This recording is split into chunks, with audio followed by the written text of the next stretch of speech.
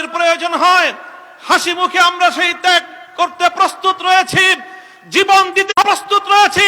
সন্তানদেরকে যদি এতিম করতে হয় সেজন্য আমরা প্রস্তুত রয়েছি, স্ত্রীদেরকে যদি বিধবা করতে হয় সেজন্য আমরা প্রস্তুত রয়েছি, মায়ের বুক যদি আমাদের খালি করতে হয়, আমাদের মায়েরা বুক খালি করে চোখের অশ্রুতে তাদের কলিজার টুকরো সন্তানদেরকে মাটির নিচে খোদার হাতে সুপর্দ করবে।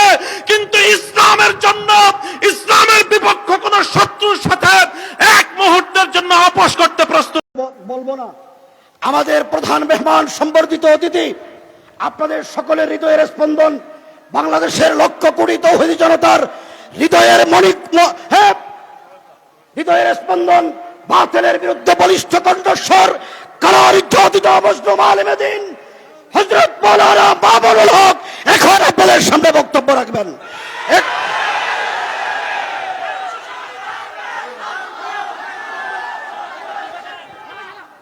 আসসালামু আলাইকুম ওয়া রাহমাতুল্লাহ। নাহমাদুল্লাহ তাআলা ওয়া নুসাল্লি আলা রাসূলিহিল কারীম, আম্মা বা'দ। আউযু বিল্লাহি মিনাশ শাইতানির রাজীম। বিসমিল্লাহির রহমানির রহিম। ইন্নামা আশকু বাসসি ওয়া হুজনি ইলাল্লাহ। সাদাকাল্লাহুল আযীম।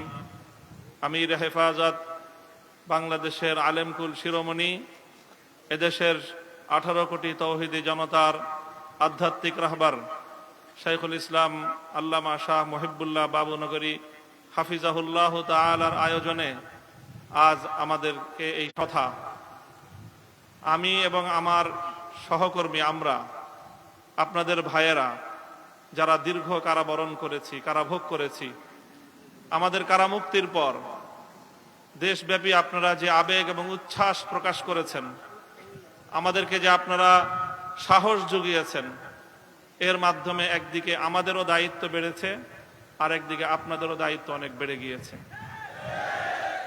প্রথমে আমি আমাদের দায়িত্বের কথাটা বলি। আলহামদুলিল্লাহ, আমাদের কষ্ট হয়েছে। আমরা এটা বলবো না যে জালিমের জিন্দানখানায় আমাদের কষ্ট হয়নি, তা নয়। আপনজন থেকে বিচ্ছিন্ন থাকা, স্বাধীনতার জীবন হরণ করে বন্দি খাঁচায় আমাদেরকে বন্দিত্বের শেকলে বন্দি করে রাখা, এটাই ছিল আমাদের জন্য অনেক বড় যন্ত্রণার বিষয়।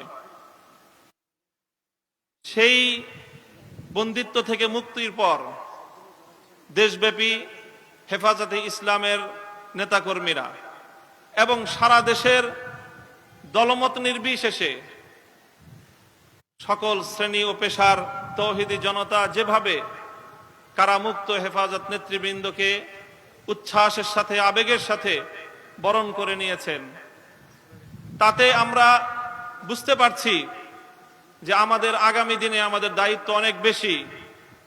এবং আলহামদুলিল্লাহ, আল্লাহ পাক রব্বুল আলামিনের নিকট আফিয়াত চেয়ে আল্লাহ আমাদের জন্য সহজ করুন এই দোয়া করে শপথের বাণী উচ্চারণ করতে চাই।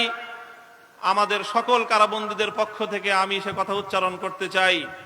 ইনশাআল্লাহ আল্লাহর জমিনে আল্লাহর দ্বীনের ঝান্ডা সমুন্নত রাখতে, আল্লাহর পয়গম্বরের ইজ্জতের হেফাজত করতে, এদেশের নাস্তিক্যবাদকে রুখতে, এদেশে ইসলামকে উপড়ে ফেলার সকল ষড়যন্ত্রকে রুখার জন্য যদি এর চেয়ে বড় ত্যাগ এবং কোরবানির প্রয়োজন হয়, হাসি মুখে আমরা সেই ত্যাগ করতে প্রস্তুত রয়েছি, জীবন দিতে প্রস্তুত রয়েছি।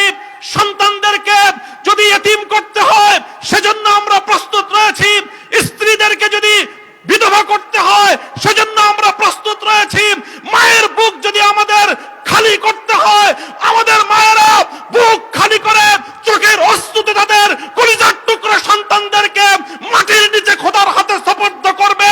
কিন্তু ইসলামের জন্য, ইসলামের বিপক্ষ কোন শত্রুর সাথে এক মুহূর্তের জন্য আপোষ করতে প্রস্তুত নয়।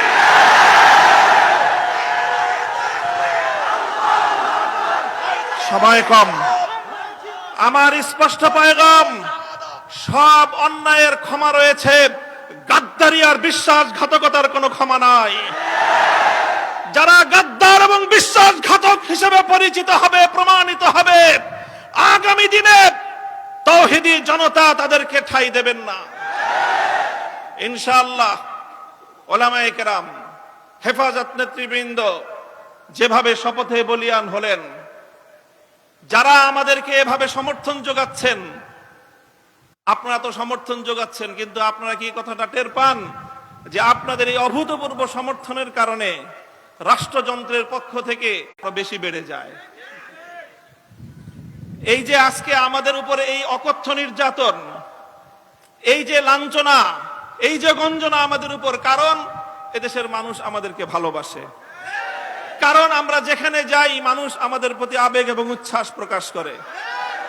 এখন আপনারা যদি আবেগ আর উচ্ছ্বাস প্রকাশ করে ঘরে গিয়ে বসে থাকেন চুপ করে, তাহলে আমাদের উপর কিন্তু চাপটা, জুলুমের স্টিম রোলারটা, তখন আপনাদের আবেগ প্রকাশ করার কিন্তু আর কোনো জায়গা অবশিষ্ট থাকবে না। এই জন্য আমি আজ আমাদের আমির, এই জনপদের সকল আলেম ওলামার আমির, এই জনপদের কোটি কোটি তৌহিদি জনতার অবিসংবাদিত আধ্যাত্মিক রাহবার আল্লামা মুহিবুল্লাহ বাবুনগরীর এই মজমাকে সারা দেশের প্রতিনিধিত্বশীল মজমা হিসেবে গ্রহণ করে আমি এ জাতির কাছ থেকে আগামী দিনে ইসলামের কথা বলার অপরাধে, আল্লাহর পয়গম্বরের ইজ্জতের পক্ষে কথা বলার অপরাধে শাপলা চত্বরের আমার ভাইয়ের রক্তে রঞ্জিত শাহাদাতের কথা বলতে গিয়ে হাটহাজারীতে আমার যে সকল সন্তানদের বুকগুলোকে জালিমের বুলেটের আঘাতে ঝাঁঝরাতে হতে হয়েছে, ব্রাহ্মণবাড়িয়ায় যেভাবে পাখির মতো গুলি করে আমার সন্তানদেরকে শহীদ করা হয়েছে, সেই সন্তানদের পক্ষে কথা বলতে গিয়ে আমাদের কণ্ঠ যদি আবার চেপে ধরবার চেষ্টা করা হয়, তাহলে আপনারা রাজপথে তার মোকাবেলা করবার জন্য প্রস্তুত থাকবেন কিনা?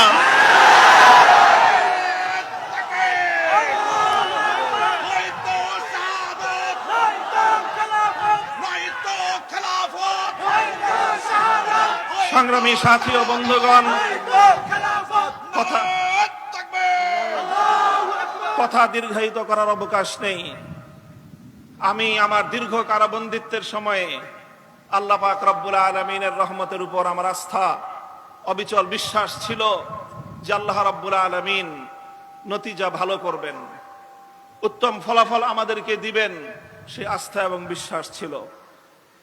প্রথম দিকে যখন আমাদের মরহুম আমির হেফাজত বাবুনগরী হাফিজাহুল্লাহ তাআলা, তাকে আমরা জীবিত রেখে কারাগারে বন্দী হয়েছিলাম, তার উপর একটা বড় আমাদের আস্থা ছিল যে তিনি ইনশাআল্লাহ এই বন্দী মজলুম আলেমদের জন্য, শহীদ আমাদের সন্তানদের জন্য, ব্রাহ্মণবাড়িয়ায় নির্বিচারে হত্যাকাণ্ডের শিকার আমার শহীদ ভাইদের এই হত্যার বিচার আমাদের এই জন্মভূমিতে প্রতিষ্ঠিত করবার জন্য তিনি বলিষ্ঠ ভূমিকা পালন করবেন।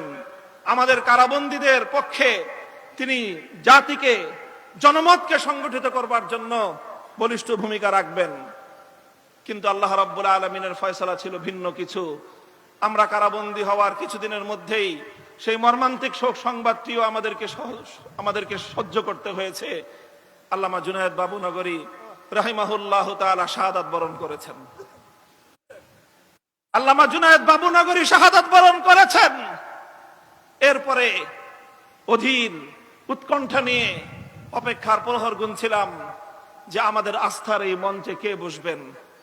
যখন জানতে পারলাম ওলি ইবনে ওলি, এ জাতির শ্রেষ্ঠ সন্তান, আস্থার মূর্ত প্রতীক আল্লামা শাহ মুহিবুল্লাহ বাবুনগরী হাফিজাহুল্লাহ তাআলা ইমারতের এই ঝান্ডা তিনি নিজ হাতে তুলে নিয়েছেন, সিজদায় শুকর আদায় করেছি, আস্থায় বুক বেঁধেছি যে ইনশাআল্লাহ একদিকে তিনি আরশের মালিকের সঙ্গে রাতের বেলায় চোখের অশ্রু ছেড়ে তিনি এই সংকট উত্তরণের জন্য আল্লাহ পাক রব্বুল আলামিনের সাহায্যকে জমিনে টেনে আনবার জন্য চেষ্টা করবেন।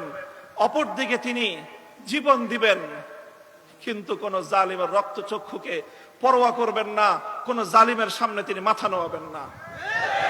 এই আস্থা ছিল এবং আলহামদুলিল্লাহ আলহামদুলিল্লাহ আমার উপলব্ধি হলো এই, যতটুকু আস্থা শুরু সূচনাতে ছিল আজ পর্যন্ত আমরা আমাদের আমির হেফাজতের থেকে তার আচার আচরণ, তার ভূমিকা আমাদের আস্থার চেয়ে বহুগুণ বেশি পেয়েছি।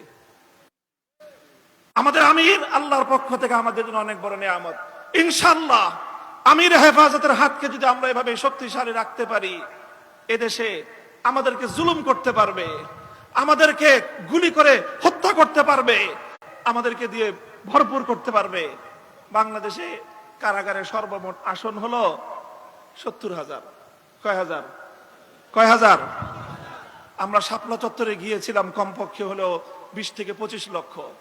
70,000 হেফাজতের কর্মীরা কারাবন্দী হবে, কিন্তু জালেমের সামনে মাথা নোয়াবে না। এই দেশের 1 ইঞ্চি মাটি নাস্তিক্যবাদ এবং ইসলাম বিদ্বেষের জন্য কারো হাতে ইজারা দেবে না ইনশাআল্লাহ। আল্লাহ পাক আমাদের সকলকে তৌফিক দান করুন, কবুল করুন। আমাদের আমির হেফাজত সহ আকাবিরিনদেরকে আল্লাহ পাক দীর্ঘ নেক হায়াত দান করুন। ওয়া আখিরু দাওয়ানা আলহামদুলিল্লাহি রাব্বিল আলামিন। আসসালামু আলাইকুম ওয়া রাহমাতুল্লাহ।